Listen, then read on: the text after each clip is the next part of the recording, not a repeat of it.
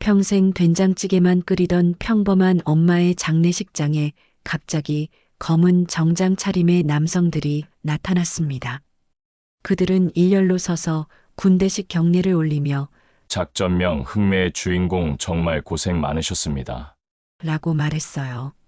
서진은 귀를 의심했습니다. 작전명?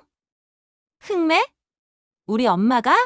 특수전 사령부 마크가 새겨진 화환을 보는 순간 서진의 세상이 완전히 뒤바뀌었습니다. 48년을 함께 산 엄마에 대해 아무것도 몰랐다는 충격적 깨달음이 밀려왔어요. 안녕하세요, 여러분.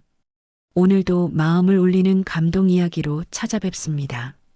오늘 준비한 이야기는 정말 놀라운데요. 평생 평범한 가정주부로만 알려졌던 한 어머니의 숨겨진 비밀에 관한 이야기입니다.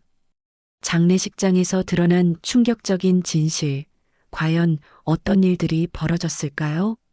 영상 시청 전에 구독 버튼과 좋아요 먼저 눌러주시고 알림 설정까지 해주시면 더욱 감동적인 이야기들로 찾아뵐 수 있습니다. 그럼 함께 시작해 보겠습니다. 한서진은 아침마다 엄마 이정희가 끓여주는 된장찌개 냄새로 하루를 시작했습니다. 올해 48, 결혼도 하지 않고 엄마와 단둘이 사는 삶이 그리 나쁘지 않다고 생각했죠. 특히 엄마가 있어서 더욱 그랬습니다. 서진아, 오늘도 시장에 다녀올게. 배추 떨어져 가고 멸치도 새로 사와야겠어. 이정희는 언제나 그런 식으로 말했습니다. 평범하고 따뜻하고 예측 가능한 일상의 연속이었죠. 서진이 아는 엄마는 그런 사람이었습니다. 시장에서 장을 보고 집에 돌아와서는 정성스럽게 반찬을 만들고 저녁이면 동네 반상회에 참석하는 전형적인 가정주부였습니다. 아버지가 세상을 떠난 지도 벌써 20년이 흘렀습니다. 당시 아버지는 사업부도로 큰 빚을 지게 되었고 그 스트레스를 견디지 못해 심장마비로 갑작스럽게 돌아가셨죠. 그때 서진은 28이었고 엄마는 48이었습니다. 지금 서진의 나이와 똑같았죠. 서진아, 사람은 조용히 사는 게 제일이야. 너무 튀지 말고 눈에 띄지 말고 그냥 평범하게 살면 되는 거야. 엄마의 말은 언제나 온화했습니다. 그 말에 서진은 자연스럽게 조용한 삶이 가장 안전하고 현명한 삶의 방식이라고 믿게 되었죠. 실제로 서진의 삶도 그랬습니다. 회사에서도 크게 튀지 않고 승진에도 욕심내지 않고 연애도 진지하게 하지 않았습니다. 엄마처럼 조용하고 평범하게 사는 것이 최고라고 생각했거든요. 이정희는 매일 아침 7시에 일어나 서진의 아침을 준비했습니다. 된장찌개와 김치, 계란말이, 그리고 작은 나물 반찬 하나씩.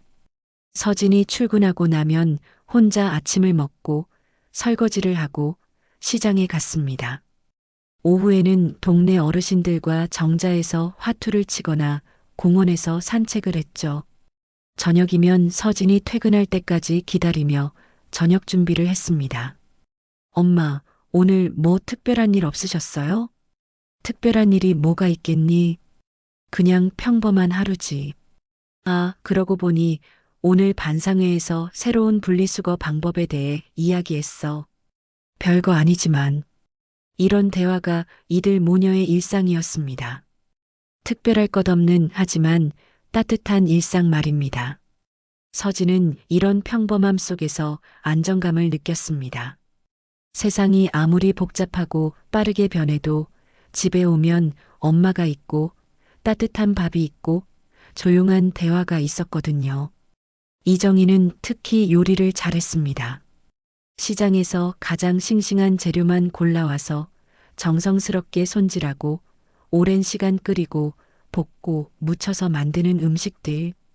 서진은 어릴 때부터 엄마의 음식을 먹고 자랐기 때문에 밖에서 사 먹는 음식들이 별로 맛있게 느껴지지 않았습니다. 엄마의 손맛이 그리워서 늦은 저녁에도 집으로 향하곤 했죠. 서진아, 너도 이제 나이가 있으니까 요리 좀 배워야 하는 거 아니야? 엄마가 언제까지 해줄 수 있겠니? 괜찮아요, 엄마. 엄마가 오래오래 건강하게 살면서 저한테 해주시면 되죠. 서진은 농담처럼 말했지만 사실 진심이었습니다. 엄마가 영원히 자신 곁에 있을 것 같았거든요. 매일 아침 7시에 일어나 아침을 준비하고 시장에 가서 장을 보고 저녁에는 따뜻한 음식을 해주는 그런 엄마가 말입니다. 이정희는 동네에서도 인기가 많았습니다. 반상회에 나가면 모든 이웃들이 반겼고 시장에서는 상인들이 먼저 인사를 건넸습니다. 누구에게나 친절하고 다른 사람의 험담은 절대 하지 않았거든요. 대신 어려운 일이 있으면 먼저 나서서 도와주곤 했습니다. 정희 씨가 있어서 우리 동네가 따뜻해져요. 정말 복받을 뿐이에요. 이웃들의 말을 들을 때마다 서진은 뿌듯했습니다. 자신의 엄마가 이렇게 사람들에게 사랑받는다는 것이 자랑스러웠거든요. 그런 엄마 밑에서 자란 자신도 덩달아 좋은 사람이 된 것 같았습니다. 그런 엄마가 지병으로 쓰러진 것은 지난달의 일이었습니다. 평소와 다름없이 시장에서 돌아온 엄마가 갑자기 가슴을 움켜잡으며 쓰러진 거죠. 서진은 그 순간을 생생히 기억합니다. 엄마가 현관문을 열고 들어오면서 서진아, 오늘 고등어가 정말 싸더라고 말하다가 갑자기 얼굴이 하얗게 변하며 주저앉는 모습을 말입니다. 병원에서는 심근경색이라고 했습니다. 다행히 생명에는 지장이 없었지만 의사는 앞으로 조심해야 한다고 당부했습니다. 무거운 것을 들거나 계단을 오르내리는 것, 감정적으로 흥분하는 것들을 피해야 한다고 했죠.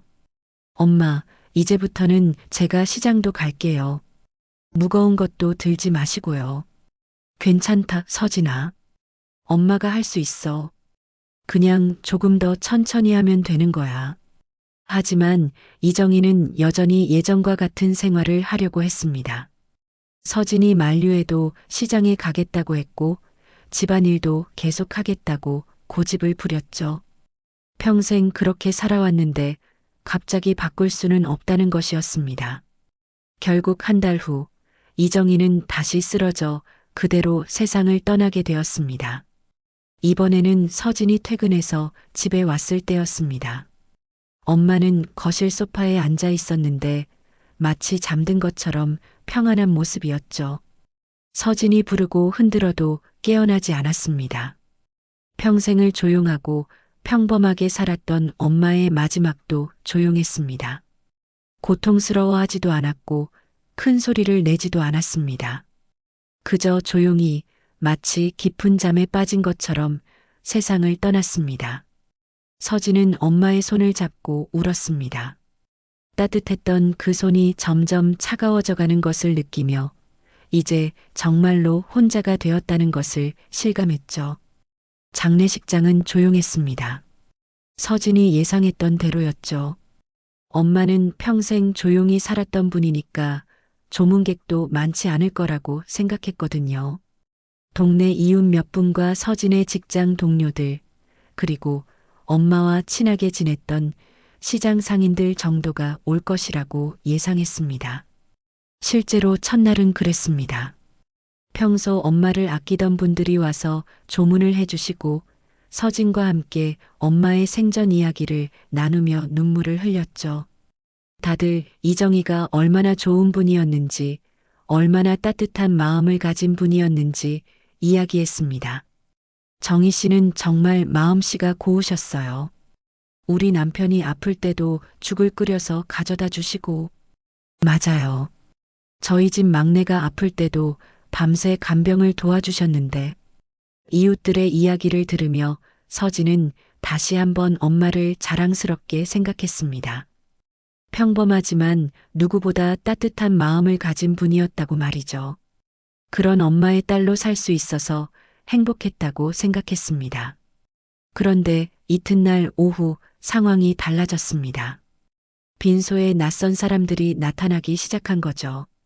검은 정장을 말끔하게 차려입은 중년 남성들이 하나둘씩 들어왔습니다. 모두 비슷한 분위기였어요. 곧게 편 어깨, 단정한 머리, 그리고 뭔가 긴장감이 도는 눈빛을 가지고 있었습니다. 처음에는 서진도 별 생각이 없었습니다. 엄마가 오래 살면서 알게 된 분들이겠거니 생각했거든요. 하지만 이상한 점이 하나둘씩 눈에 띄기 시작했습니다. 이분들은 서로 말을 거의 하지 않았어요. 그리고 조문을 할 때도 일반적인 인사말 대신 뭔가 다른 방식으로 예를 표했습니다. 가장 충격적인 순간은 오후 3시경이었습니다. 5명의 남성이 일렬로 서서 동시에 군대식 경례를 하는 모습을 본 거였어요. 정확히 맞춰진 동작, 꼿꼿한 자세, 그리고 진지한 표정. 마치 군사의식을 치르는 것 같았습니다. 뭐지? 저분들이 누구실까? 서진은 당황했습니다. 엄마가 언제 군대와 관련된 분들을 알게 되었을까요? 엄마는 평생 집과 시장만 오가셨는데 언제 이런 분들과 인연을 맺으셨을까요? 더 놀라운 일은 그 다음에 일어났습니다. 장례식장 직원이 커다란 화환을 들고 왔는데 거기에 적혀 있는 글씨를 보고 서진은 눈을 의심했습니다. 특수전 사령부 일동이라고 적혀 있었거든요. 그것도 모자라 화환 리본에는 특수전 사령부 마크까지 선명하게 새겨져 있었습니다. 특수전 사령부? 그게 뭐지? 서진은 군대에 대해 잘 모르는 편이었지만 특수전이라는 말이 심상치 않다는 것은 알 수 있었습니다. 일반적인 군부대가 아니라 뭔가 특별한 임무를 수행하는 곳이라는 느낌이 들었거든요. 그때 화환을 가져온 남성 중 한 명이 서진에게 다가왔습니다. 50대 중반으로 보이는 분이었는데 인상이 매우 인자했습니다. 하지만 그 말을 듣는 순간 서진의 세상이 흔들렸습니다. 작전명 흥매의 주인공. 정말 고생 많으셨습니다. 작전명? 흥매? 서진은 귀를 의심했습니다. 평생 부엌과 시장만 오가던 엄마가 나라가 숨긴 작전에 참여했다고요? 된장찌개를 끓이고 김치를 담그고 동네 반상회에 참석하던 그 평범한 엄마가요? 죄송한데 저희 어머니를 어떻게 아시는 건가요? 서진이 조심스럽게 물었습니다. 그 남성은 잠시 망설이더니 고개를 끄덕였습니다. 따님이시군요. 어머님은 우리나라를 위해 많은 일을 하신 분입니다. 자세한 얘기는 지금 할 수 없지만 정말 존경스러운 분이셨어요. 그 말을 끝으로 그 남성은 더 이상 말하지 않았습니다. 다른 사람들과 함께 조용히 빈소를 떠났죠. 하지만 서진의 머릿속은 온통 그 말로 가득했습니다. 작전명 흥매, 특수전 사령부, 나라를 위한 일. 저녁이 되자 또 다른 이상한 일이 벌어졌습니다. 이번에는 여성 2명이 찾아왔는데 이분들도 범상치 않은 분위기였어요. 한 분은 60대, 다른 한 분은 50대로 보였는데 둘 다 매우 단정한 옷차림에 예리한 눈빛을 가지고 있었습니다. 정희 언니, 정말 고생 많으셨어요. 나이 많은 분이 이정희의 영정 앞에서 고개를 숙이며 중얼거렸습니다. 그 목소리에는 깊은 애정과 동시에 뭔가 무거운 슬픔이 담겨 있었어요. 서진은 조심스럽게 다가가서 인사를 드렸습니다. 안녕하세요. 고인의 딸 한서진입니다. 아, 서진 씨. 어머님 말씀 많이 하셨어요. 딸 자랑을 그렇게 하시더라고요. 그 여성의 말에 서진은 의외였습니다. 엄마가 이분들과 친분이 있었다는 건데 언제 어디서 알게 되었을까요? 실례지만 저희 어머니와 어떤 사이이신지 여쭤봐도 될까요? 같은 일을 했던 동료였어요. 아주 오래전 이야기지만요. 그 여성은 더 자세한 설명을 하지 않았습니다. 대신 서진의 손을 꼭 잡으며 말했습니다. 어머님은 정말 훌륭한 분이셨어요. 그리고 마지막까지 서진 씨를 걱정하셨어요. 혹시 집에서 이상한 일이 생기거나 누군가 찾아온다면 조심하세요. 이상한 일이요? 누가 찾아온다는 거죠? 지금은 말씀드릴 수 없어요. 하지만 어머님이 평생 지켜온 비밀이 있어요. 그 비밀을 아는 사람들이 아직 남아있을 거예요. 그 말을 남기고 두 여성은 조용히 빈소를 떠났습니다. 서진은 그 자리에 멍하니 서 있었어요. 엄마의 비밀, 지켜온 비밀, 도대체 무슨 얘기일까요? 밤이 깊어지자 조문객들은 모두 돌아갔습니다. 서진은 혼자 빈소에 남아 엄마의 영정을 바라봤습니다. 사진 속 엄마는 평소처럼 온화한 미소를 짓고 있었어요. 하지만 이제 그 미소가 다르게 보였습니다. 뭔가 깊은 비밀을 숨기고 있는 듯한 미소로 말이죠. 엄마, 도대체 어떤 분이셨던 거예요? 서진은 혼자 중얼거렸습니다. 48년 동안 함께 살면서도 엄마에 대해 전혀 몰랐던 것들이 있었다는 사실이 충격적이었어요. 그리고 동시에 두려웠습니다. 이상한 사람들이 계속 나타나고 의미를 알 수 없는 경고를 받았거든요. 특히 마지막에 온 여성의 말이 계속 머릿속을 맴돌았습니다. 혹시 이상한 일이 생기거나 누군가 찾아온다면 조심하라는 경고. 엄마가 세상을 떠났는데도 여전히 위험한 일이 벌어질 수 있다는 뜻일까요? 평생 평범하게 살았던 서진에게는 이 모든 상황이 꿈만 같았습니다. 다음 날 발인을 마치고 집으로 돌아가는 길, 서진은 결심했습니다. 엄마가 숨겨온 비밀이 무엇인지 반드시 알아내겠다고 말이죠. 그리고 그 비밀이 왜 지금까지도 위험한 것인지도 알아내야겠다고 생각했습니다.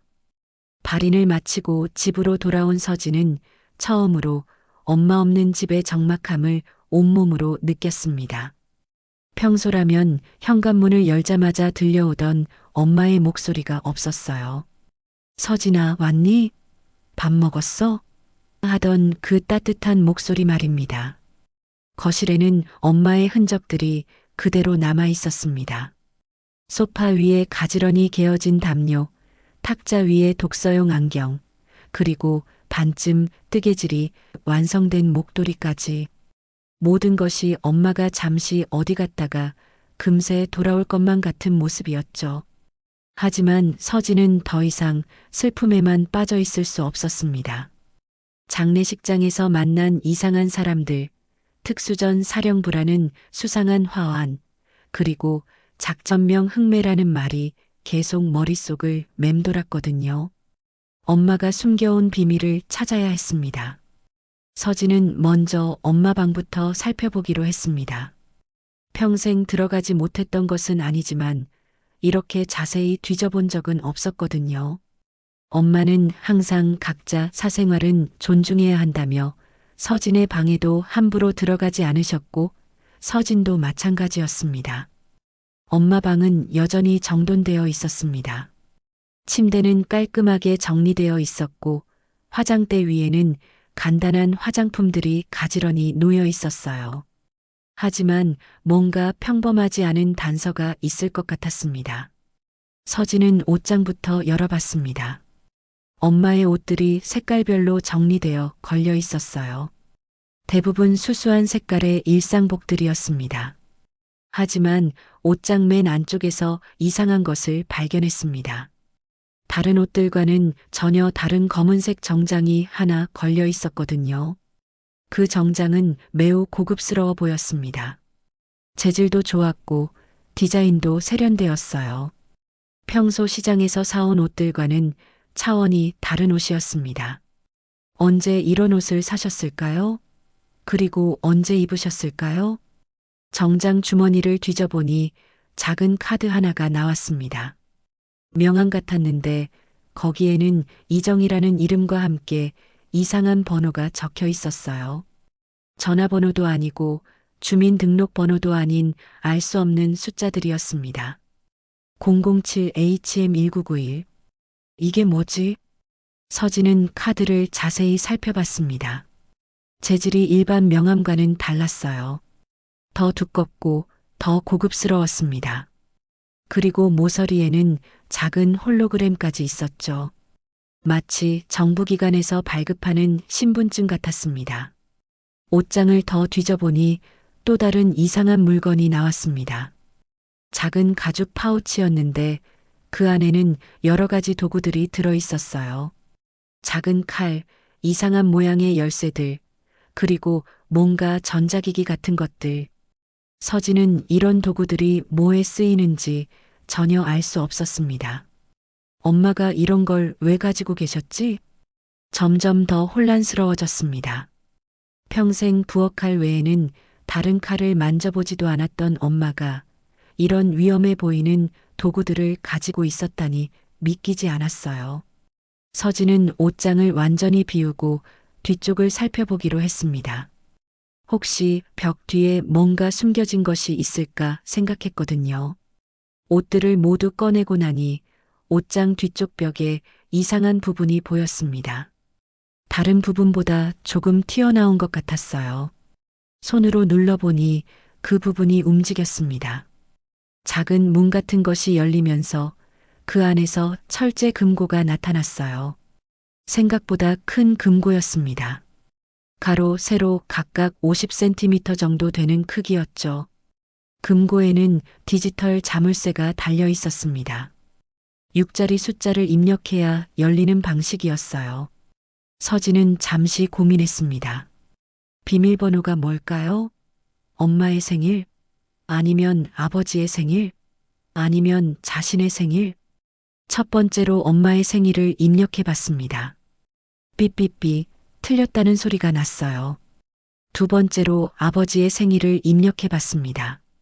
역시 틀렸습니다. 마지막으로 자신의 생일을 입력했습니다. 781020. 서진의 생일인 1978년 10월 20일이었습니다. 딸칵. 금고가 열렸습니다. 서진의 심장이 빨리 뛰기 시작했습니다. 금고 안에는 상상도 못했던 것들이 들어 있었거든요. 가장 먼저 눈에 띈 것은 두꺼운 파일이었습니다. 기밀 딱지가 붙어 있는 정부 문서 같았어요. 파일을 열어보니 놀라운 내용들이 적혀 있었습니다. 1991년 블라디보스토크 작전, 북한 고위 인사 탈출 지원, 작전명 흑매 등등. 그리고 그 모든 작전에 이정희의 이름이 적혀 있었습니다. 엄마가 실제로 특수작전에 참여했던 거였어요. 문서들을 자세히 읽어보니 더욱 놀라운 사실들이 드러났습니다. 엄마는 단순한 지원 역할이 아니라 핵심 작전 요원이었던 거예요. 적진에 침투해서 정보를 수집하고 위험한 인물들을 탈출시키는 일을 했던 것입니다. 금고 안에는 문서 외에도 다른 물건들이 있었습니다. 오래된 권총 하나와 탄알집, 그리고 여러 장의 사진들. 사진들은 모두 젊은 시절의 엄마 모습이었는데 서진이 알던 온화한 엄마의 모습과는 전혀 달랐습니다. 사진 속 엄마는 군복을 입고 있었어요. 머리는 짧게 자르고 표정은 매우 진지했습니다. 온화한 미소 대신 차가운 결의에 찬 눈빛을 하고 있었죠. 마치 다른 사람 같았습니다. 특히 한 장의 사진이 서진의 시선을 끌었습니다. 엄마가 다른 요원들과 함께 찍은 단체 사진이었는데 모두들 무장을 하고 있었어요. 그리고 사진 뒤에는 1991년 블라디보스토크 작전 완료 후라고 적혀 있었습니다. 서진은 사진을 보며 충격을 받았습니다. 평생 평범한 가정주부로만 알고 있던 엄마가 실제로는 나라를 위해 목숨을 걸고 위험한 임무를 수행하는 특수요원이었다는 것을 알게 된 거였어요. 엄마, 정말 이런 일을 하셨던 거구나. 서진은 문서들을 더 자세히 읽어봤습니다. 그 중에서 가장 충격적인 내용은 작전 실패에 관한 기록이었습니다. 1991년 마지막 작전에서 내부 배신자 때문에 동료 한 명이 사망했다는 내용이었어요. 그리고 그 이후 이정희는 모든 임무에서 제외되고 일반인으로 돌아갔다고 적혀 있었습니다.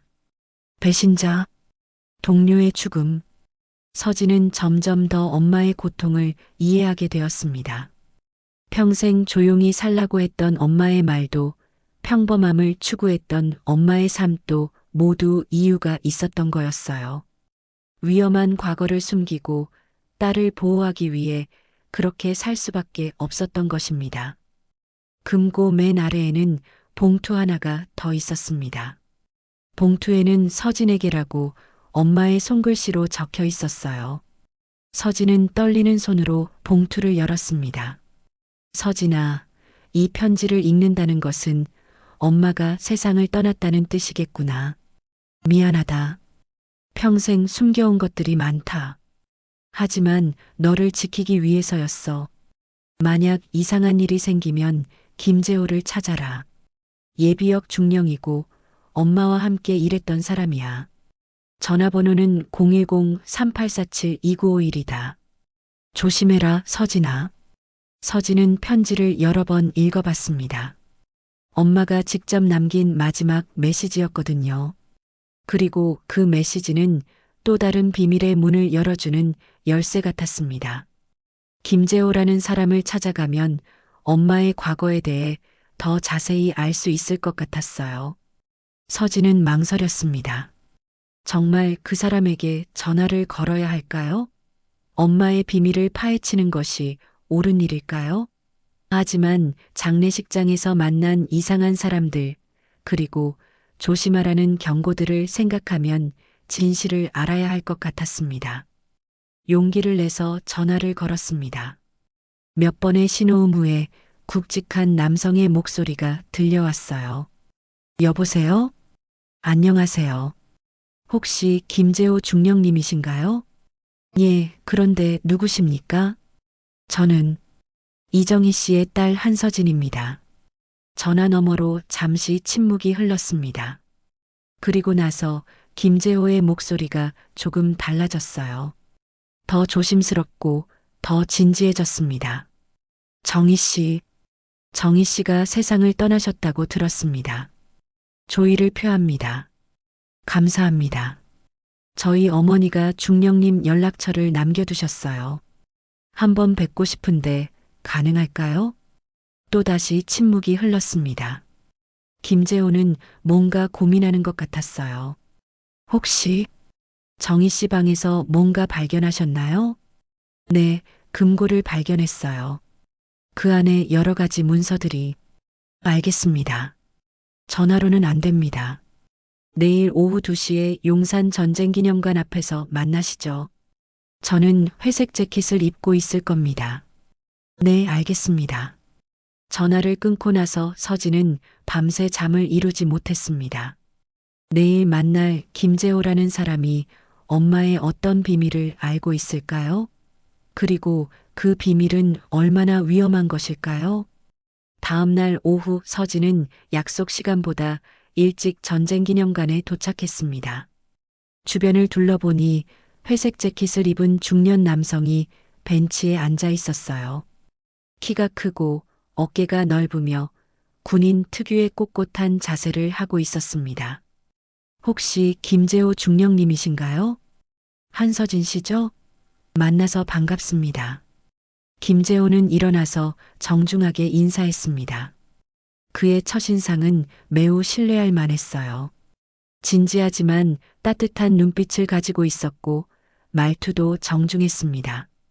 이런 곳에서 만나서 죄송합니다. 하지만 안전한 곳이어야 해서요. 안전한 곳이요? 왜죠? 서진 씨가 가져온 것들을 먼저 봐야겠네요. 서진은 가방에서 엄마의 사진들과 문서 일부를 꺼냈습니다. 김재호는 그것들을 보자마자 표정이 경직되었어요. 특히 단체 사진을 보면서는 한숨을 깊게 쉬었습니다. 이 사진, 정말 오랜만에 보네요.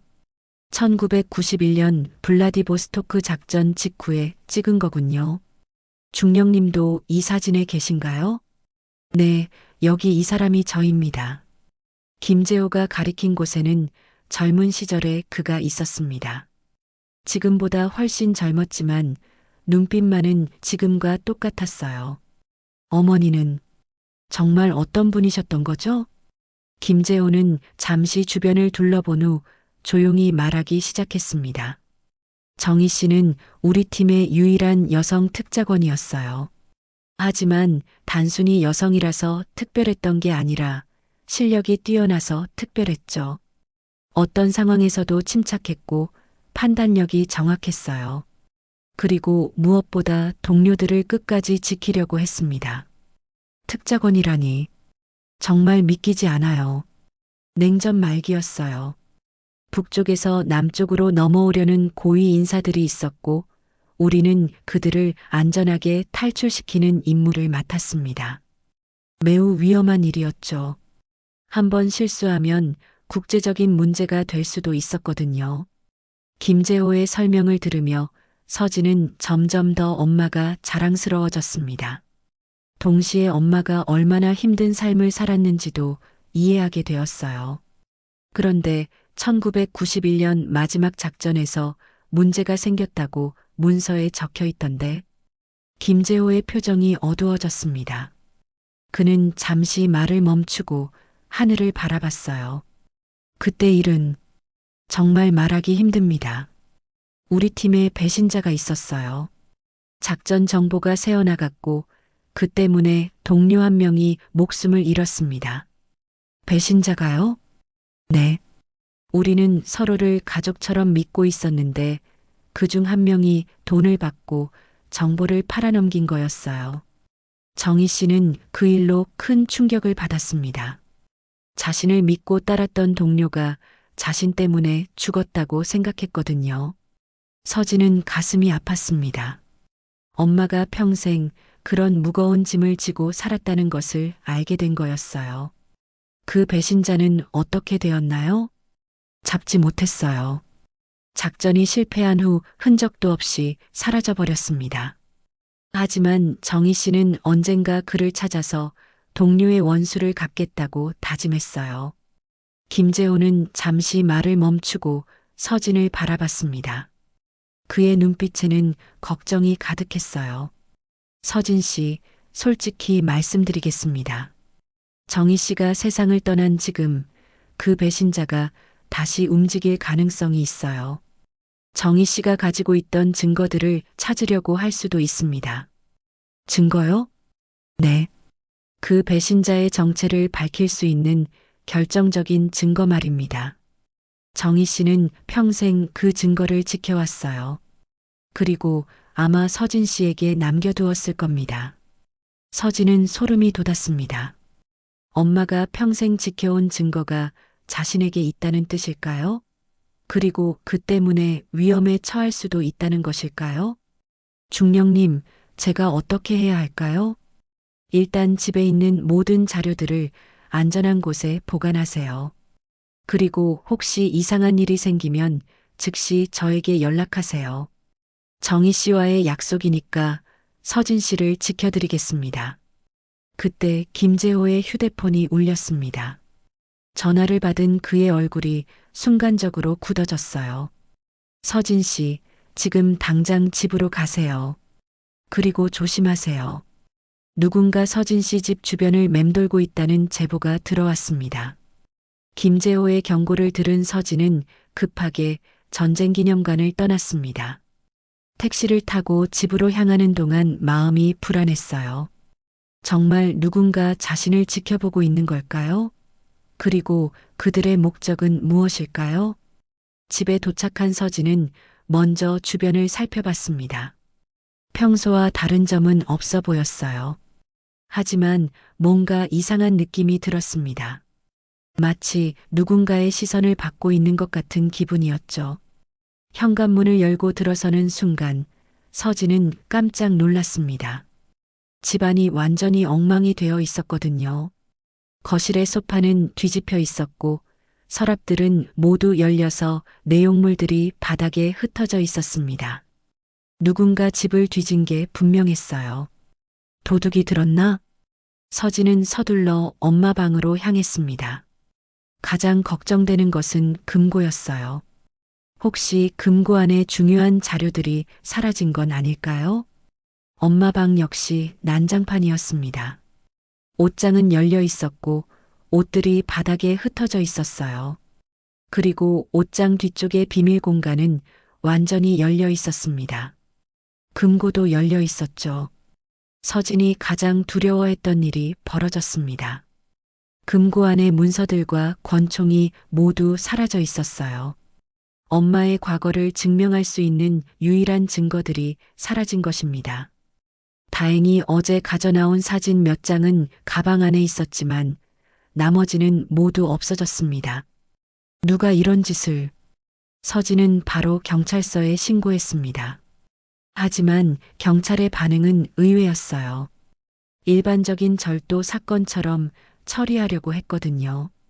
집에 귀중품이나 현금이 있었나요? 아니요, 그런 건 없었는데. 중요한 문서들이 사라졌어요. 어떤 문서인데요? 서진은 설명하기 어려웠습니다. 엄마의 특수작전 관련 문서라고 말하면 믿어줄까요? 오히려 이상한 사람으로 취급받을 것 같았어요. 가족 관련 문서들이요. 매우 중요한 것들이었는데 담당 형사는 별로 관심 없어 하는 표정이었습니다. 그냥 일반적인 빈집털이 정도로 생각하는 것 같았어요. 하지만 서진은 이것이 단순한 절도가 아니라는 것을 알고 있었습니다. 지문 채취나 현장 조사는 안 하시나요? 워낙 이런 사건이 많아서요. 큰 피해가 없으면 찾기 어려워요. 혹시 생각나는 게 있으면 연락 주세요. 형사는 간단한 조서만 작성하고 돌아갔습니다. 서진은 허탈했어요. 경찰도 믿을 수 없다는 생각이 들었습니다. 아니, 혹시 경찰 내부에도 그들과 연결된 사람이 있는 건 아닐까요? 그날 밤 서진은 잠들 수 없었습니다. 집안을 정리하면서 계속 주변을 살폈어요. 혹시 또 누군가 침입할까봐 걱정되었거든요. 모든 문과 창문을 확인하고 비상연락처로 김재호의 번호를 저장해 두었습니다. 밤 11시경 서진의 휴대폰이 울렸습니다. 모르는 번호였어요. 발신번호 표시 제한이라고 나와 있었습니다. 여보세요? 전화 너머로 낮고 차가운 남성의 목소리가 들려왔습니다. 한서진 씨죠? 네, 그런데 누구세요? 내 어머니가 지키던 것들을 찾고 있어. 오늘 가져간 건 일부에 불과해. 서진의 등골에 소름이 돋았습니다. 집을 털어간 사람들이 직접 전화를 한 거였어요. 무슨 말씀인지 모르겠는데요. 모른다고? 내 어머니 이정희는 평생 어떤 비밀을 지켜왔어. 그 비밀이 담긴 진짜 증거는 따로 있을 거야. 저는 정말 모르겠어요. 경찰에 신고했으니까 그만. 경찰? 전화기 너머로 비웃는 소리가 들렸습니다. 경찰이 뭘 할 수 있겠어? 이건 내가 상상하는 것보다 훨씬 큰 일이야. 도대체 뭘 원하는 거예요? 1991년 블라디보스토크 작전 보고서. 내 어머니가 마지막까지 숨겨둔 그 보고서 말이야. 그 안에는 배신자의 정체가 적혀 있어. 서진은 숨이 막혔습니다. 김재호가 말했던 그 증거를 이들도 찾고 있었던 거였어요. 그런 건 없어요. 정말로요. 없다고? 그럼 내가 직접 찾아봐야겠군. 72시간을 준다. 그 시간 안에 찾지 못하면. 그러면 어떻게 한다는 거죠? 내 어머니가 지키려고 했던 것. 너까지 잃게 될 거야. 전화가 끊어졌습니다. 서진은 온몸이 떨렸어요. 명백한 협박이었습니다. 72시간 안에 뭔가를 찾지 못하면 자신에게 해를 가하겠다는 뜻이었죠. 서진은 즉시 김재호에게 전화했습니다. 중령님, 큰일 났어요. 누군가 제 집을 털어갔고 협박 전화까지 왔어요. 지금 당장 그 집을 떠나세요. 안전하지 않아요. 어디로 가죠? 일단 호텔로 가세요. 그리고 내일 아침에 만나죠. 제가 정희 씨의 다른 친구를 소개해 드릴게요. 서진은 급하게 짐을 챙겨서 집을 떠났습니다. 밖으로 나가면서 주변을 살펴보니 정말로 검은색 승합차 한 대가 길 건너편에 주차되어 있었어요. 차 안에는 사람들이 앉아 있는 것 같았습니다. 택시를 타고 시내 호텔로 향하는 동안 서진은 뒤쪽을 계속 확인했습니다. 검은 승합차가 따라오고 있었어요. 너무 노골적이어서 오히려 더 무서웠습니다. 기사님, 혹시 뒤에 검은 승합차가 따라오고 있는 것 같은데. 아, 진짜네요. 이상하네. 경찰서로 갈까요? 아니요. 그냥 호텔로 가주세요. 최대한 빨리요. 호텔에 도착해서 체크인을 마친 후 서진은 방에서 창밖을 내려다봤습니다. 검은 승합차는 호텔 앞에 주차되어 있었어요. 정말로 자신을 감시하고 있는 것이 분명했습니다. 서진은 밤새 잠들지 못했습니다. 창문 너머로 보이는 승합차와 전화로 들었던 차가운 목소리가 계속 머릿속을 맴돌았거든요.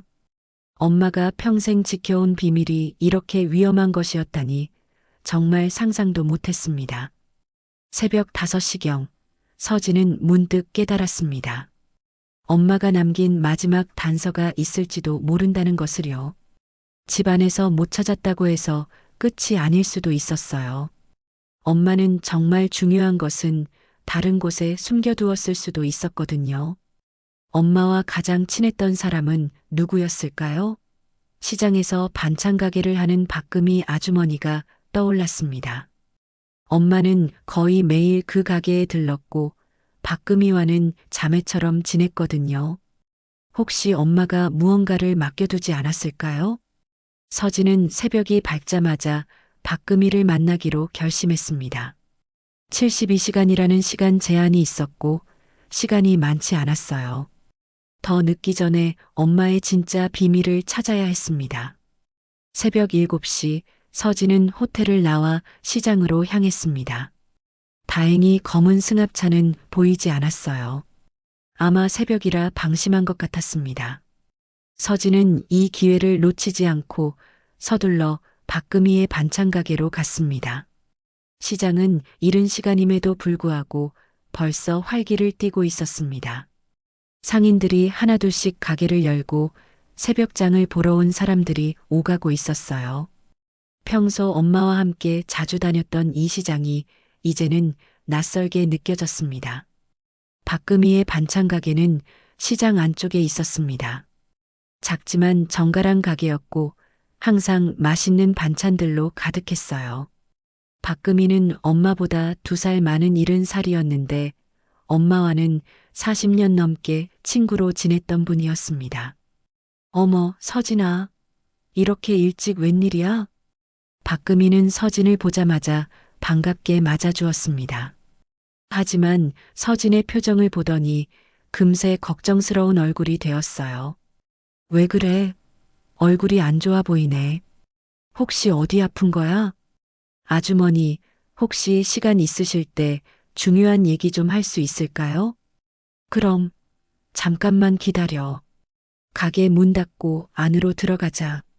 박금희는 서둘러 가게 문을 닫고 서진을 안쪽 작은 방으로 데려갔습니다.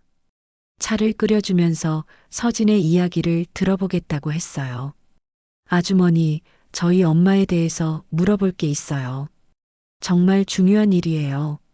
무슨 일인데 그렇게 심각해? 서진은 어디서부터 말해야 할지 고민했습니다. 너무 황당한 이야기라서 믿어줄까 싶었거든요. 하지만 더 이상 숨길 수는 없었습니다.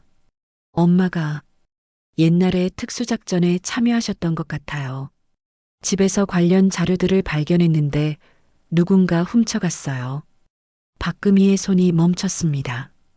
차를 따르던 손이 미묘하게 떨리는 것을 서진이 알아챘어요. 특수작전이라니.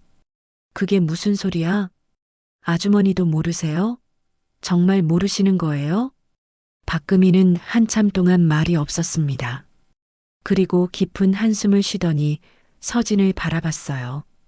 그 눈빛에는 뭔가 복잡한 감정이 담겨 있었습니다. 서진아, 내 엄마가 그 얘기를 했구나. 그럼 아주머니도 알고 계셨던 거예요? 알고 있었어. 하지만 절대 말하지 말라고 했거든. 너를 지키기 위해서라고. 서진은 가슴이 뛰었습니다. 박금희도 엄마의 비밀을 알고 있었던 거였어요. 그리고 지금까지 숨기고 있었던 것입니다. 아주머니, 제발 말씀해 주세요. 지금 저는 정말 위험한 상황이에요.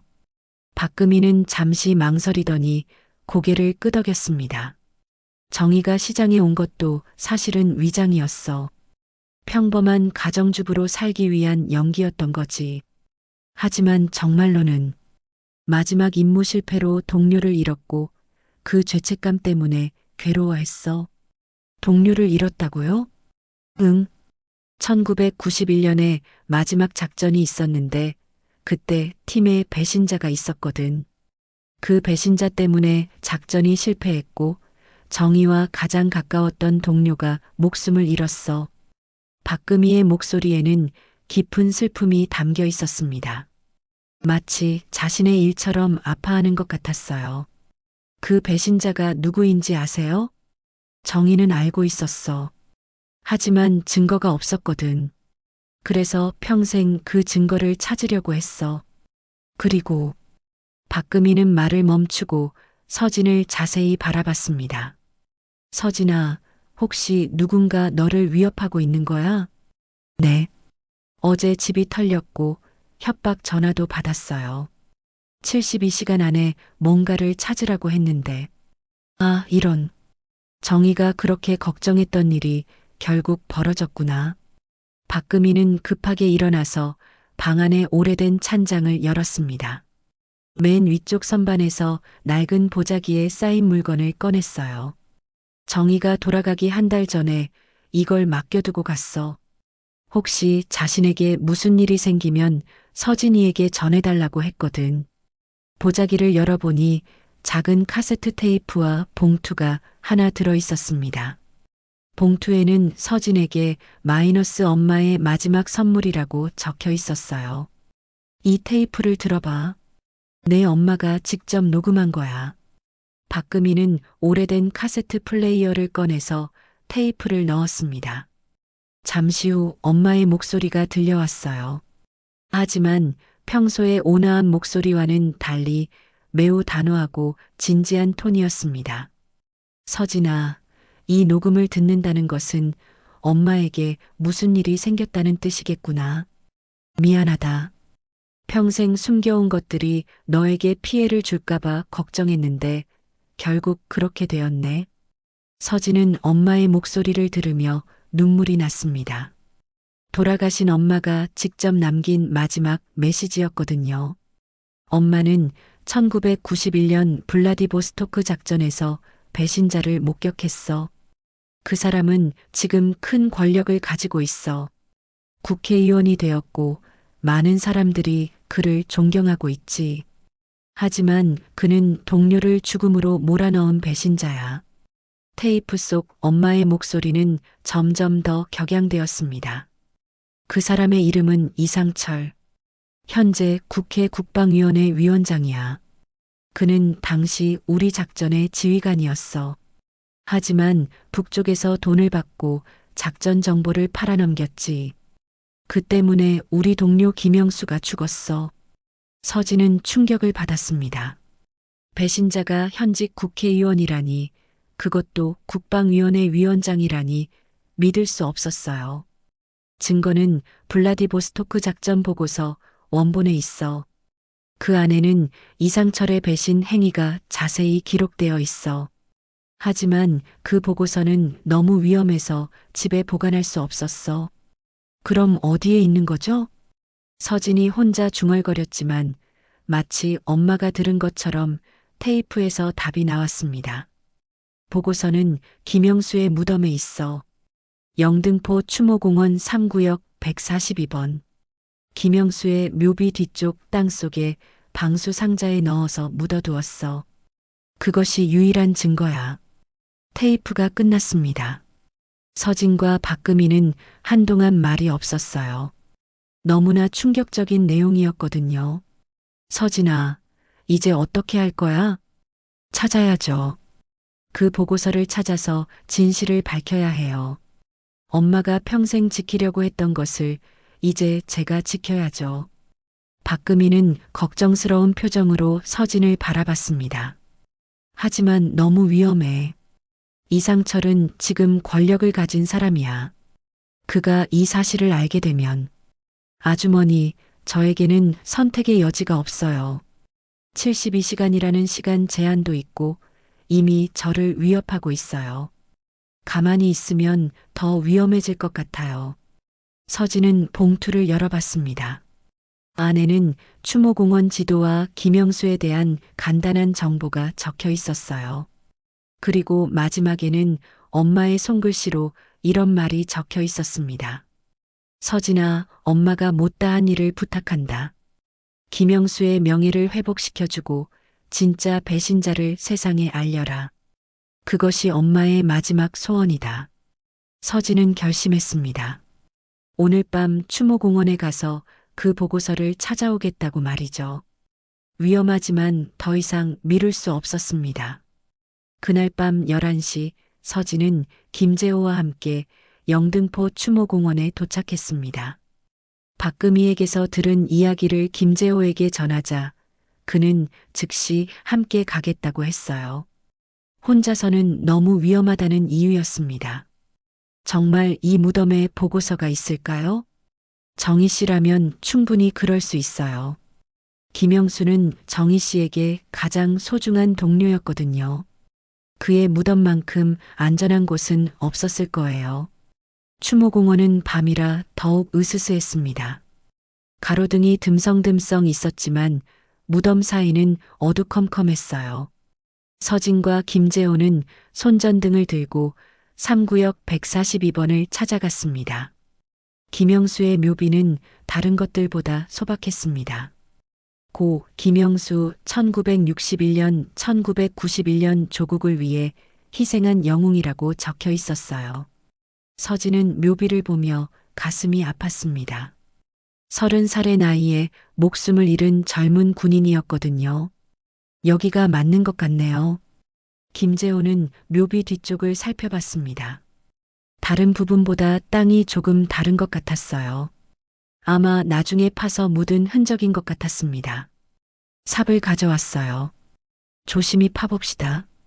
두 사람은 조용히 땅을 파기 시작했습니다. 그런데 30분 정도 파자 정말로 방수 상자가 나왔어요. 플라스틱 재질의 단단한 상자였습니다. 정말 있었네요. 서진은 흥분했습니다. 엄마가 평생 지켜온 비밀이 드디어 세상에 드러날 수 있게 된 거였어요. 상자를 열어보니 두꺼운 파일이 들어 있었습니다. 1991년 블라디보스토크 작전 보고서 마이너스 극비라고 표지에 적혀 있었어요. 그리고 그 안에는 이상철의 배신 행위가 상세히 기록되어 있었습니다. 이거예요. 이게 바로 증거예요. 김재호도 보고서를 보며 놀랐습니다. 이상철이 북한 측에서 거액의 돈을 받고 작전 정보를 넘겨준 증거들이 명확히 적혀 있었거든요.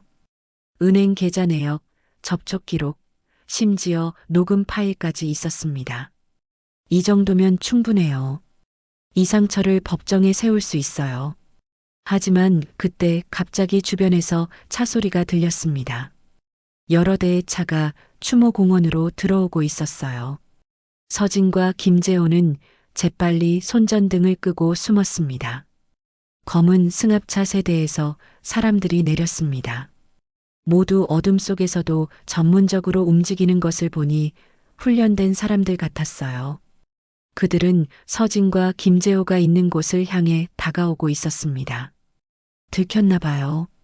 김재호가 속삭였습니다. 그는 서진에게 보고서를 건네며 말했어요. 이걸 가지고 먼저 가세요. 저는 시간을 벌겠습니다. 안 돼요. 함께 가야죠. 안 됩니다. 이 보고서가 더 중요해요. 정희 씨와의 약속을 지켜야 해요. 그때 한 명의 남성이 큰 목소리로 외쳤습니다. 한서진, 나와라. 더 이상 숨을 곳은 없다. 그 목소리는 서진이 협박 전화에서 들었던 바로 그 목소리였습니다. 차갑고 위협적인 톤이었어요. 72시간이 다 되어 간다. 보고서를 내놓으면 살려주겠다. 서진은 고민했습니다. 정말로 나가야 할까요? 아니면 계속 숨어 있어야 할까요? 김재호가 결정을 내렸습니다. 그는 갑자기 일어나서 다른 방향으로 뛰어갔어요. 주의를 끌어서 서진이 도망갈 시간을 벌어주려는 것이었습니다. 이쪽이다. 잡아라. 남자들이 김재호를 쫓아갔습니다. 서진은 그 틈에 반대 방향으로 도망쳤어요. 보고서를 꼭 안고 추모공원을 빠져나왔습니다. 하지만 추모공원 입구에서 또 다른 차가 기다리고 있었습니다. 서진은 어떻게 해야 할지 몰랐어요. 사방이 막힌 것 같았습니다. 그때 익숙한 목소리가 들렸습니다. 서진아, 이쪽으로. 박금이었습니다. 박금이가 택시를 타고 와서 서진을 부르고 있었어요. 아주머니. 서진은 재빨리 택시에 올라탔습니다. 박금이는 기사에게 빨리 가라고 했어요. 어떻게 여기에 오셨어요? 걱정되어서 따라왔어. 혹시 몰라서 김 기자도 데려왔어. 택시 앞자리에는 중년의 여성이 앉아 있었습니다. 김 기자라고 소개된 그 여성은 탐사보도 전문 기자였어요. 서진 씨, 보고서를 찾으셨나요? 네, 여기 있어요. 서진은 보고서를 김 기자에게 보여줬습니다. 김 기자는 내용을 훑어보더니 놀란 표정을 지었어요. 이거 정말 대단한 특종이에요. 현직 국회의원의 배신 행위를 증명하는 결정적 증거네요. 지금 당장 기사로 낼 수 있나요? 물론이죠. 하지만 안전한 곳에서 해야 해요. 이상철 측에서 방해할 가능성이 있거든요. 택시는 시내의 한 신문사 건물로 향했습니다. 밤늦은 시간이지만 김 기자는 특별히 출입할 수 있었어요. 신문사에 도착해서 김 기자는 즉시 기사 작성에 들어갔습니다. 보고서의 내용을 바탕으로 이상철의 배신 행위를 상세히 폭로하는 기사였어요. 제목은 현직 국회의원 30년 전 동료 배신에 사망케 해였습니다. 이 기사가 나가면 이상철은 끝이에요. 정치 생명은 물론이고 법적 처벌도 받게 될 거예요. 서진은 안도했습니다. 드디어 엄마의 원한을 풀어줄 수 있게 된 거였어요. 기사가 완성되자 김 기자는 즉시 온라인에 게재했습니다. 그리고 다른 언론사들에도 자료를 배포했어요. 더 이상 이상철이 진실을 숨길 수 없도록 하기 위해서였습니다. 새벽 3시 기사가 포털 사이트 메인에 올라갔습니다. 충격. 국방위원장의 숨겨진 과거라는 제목으로 말이죠. 댓글들이 폭주하기 시작했고 다른 언론사들도 후속 보도를 준비하기 시작했습니다. 서진의 휴대폰이 울렸습니다. 또 그 협박범이었어요. 한서진, 무슨 짓을 한 거야? 이제 끝났어요. 모든 사람이 진실을 알게 되었어요. 끝났다고? 아직 끝나지 않았어. 너를 가만두지 않겠어. 하지만 이번에는 서진이 당당했습니다. 이미 모든 증거가 세상에 공개되었거든요. 더 이상 숨길 것도 두려워할 것도 없었습니다. 좋아요. 하지만 이제 숨는 건 당신들이에요. 경찰이 곧 찾아갈 거예요. 전화를 끊고 나서 서진은 처음으로 마음이 편해졌습니다. 엄마가 평생 지키려고 했던 정의가 드디어 실현된 거였어요. 며칠 후 이상철은 국회의원직을 사퇴했고 검찰 수사를 받게 되었습니다. 그리고 김영수의 명예도 공식적으로 회복되었어요. 국가유공자로 추서되어 국립묘지에 안장되었습니다. 사건이 벌어진 지 한 달이 지났습니다. 이상철은 국정감사에서 모든 사실을 인정하고 의원직을 사퇴했어요.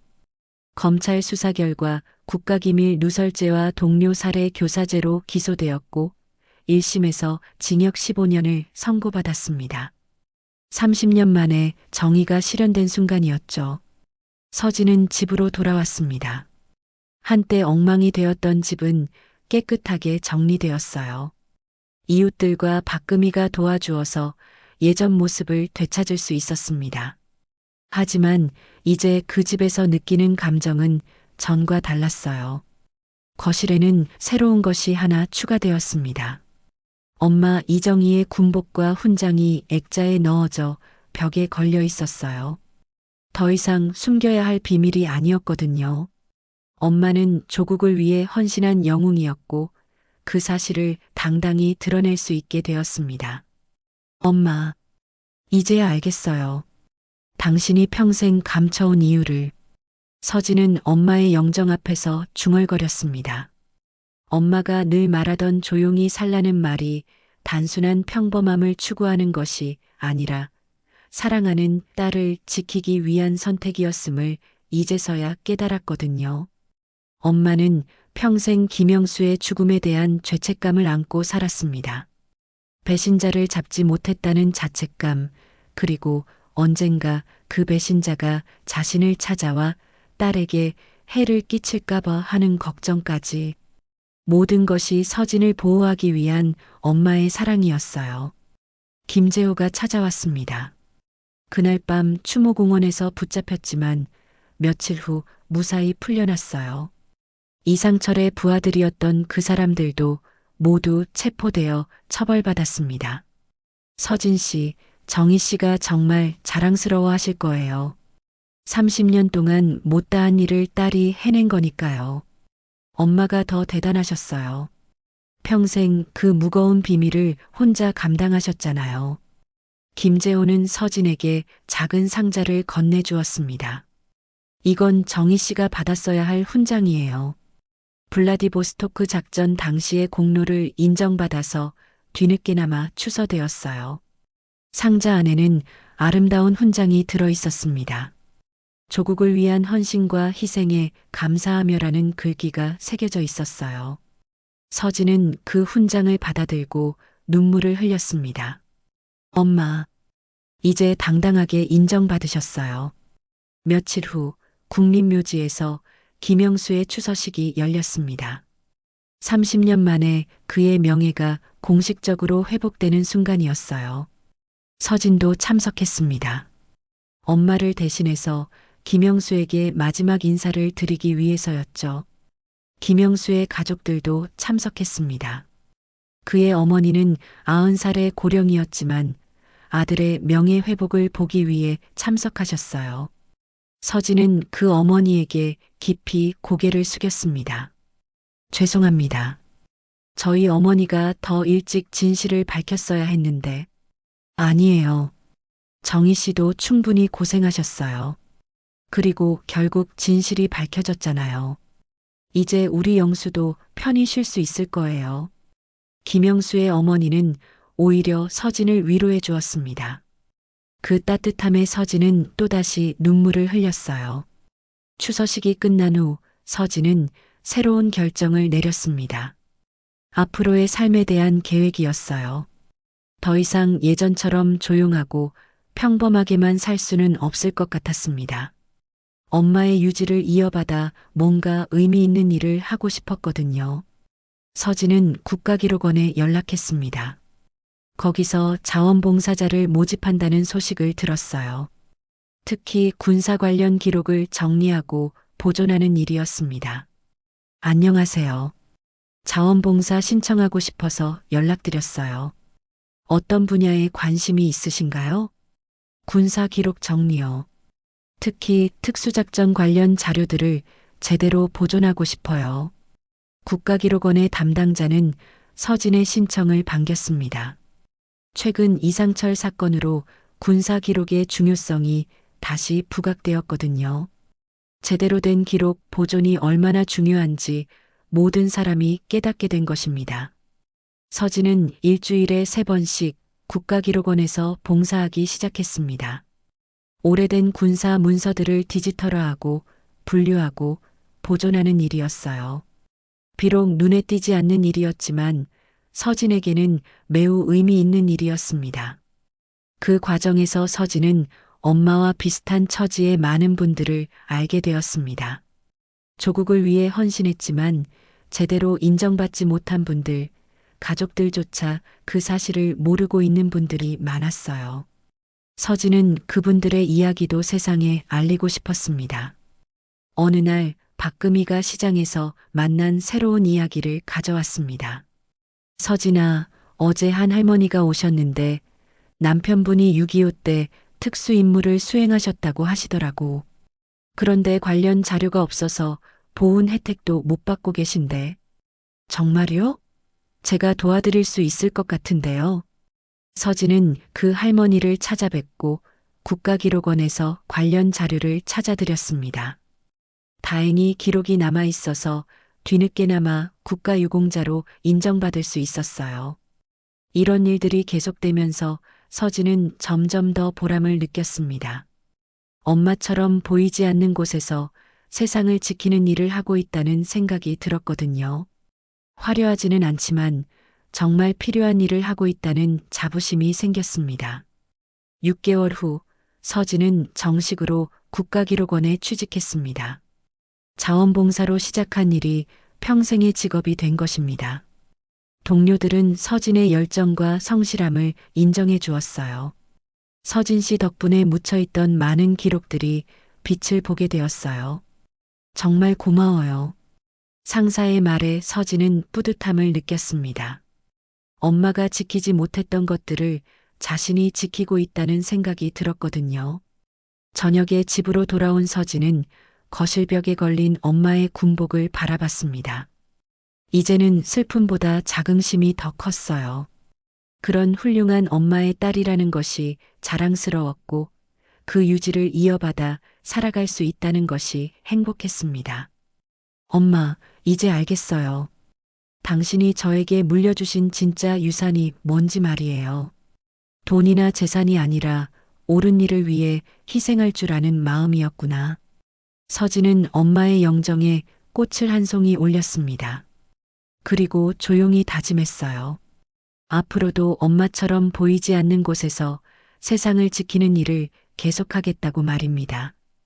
그것이 평범해 보이지만 가장 숭고한 삶의 방식이라는 것을 이제 알게 되었거든요. 밖에서는 여전히 세상이 바쁘게 돌아가고 있었지만 서진의 마음은 평온했습니다. 엄마가 남겨준 가장 소중한 선물인 사랑과 정의감을 가슴에 품고 새로운 인생을 시작할 준비가 되었거든요. 어떠셨나요? 정말 가슴 뭉클한 이야기였죠. 평생 평범한 가정주부로만 알았던 어머니가 사실은 조국을 위해 목숨을 걸고 싸웠던 영웅이었다니 누가 상상이나 했겠어요?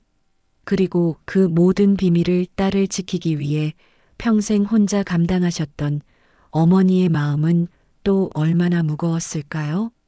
여러분은 어떻게 생각하시나요? 이정희 어머니의 선택이 옳았다고 보시나요? 댓글로 여러분의 생각을 들려주세요. 오늘 영상이 마음에 와닿으셨다면 좋아요와 구독 부탁드리고요.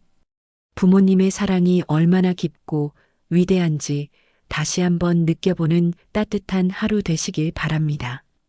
다음에도 더욱 감동적인 이야기로 찾아뵙겠습니다.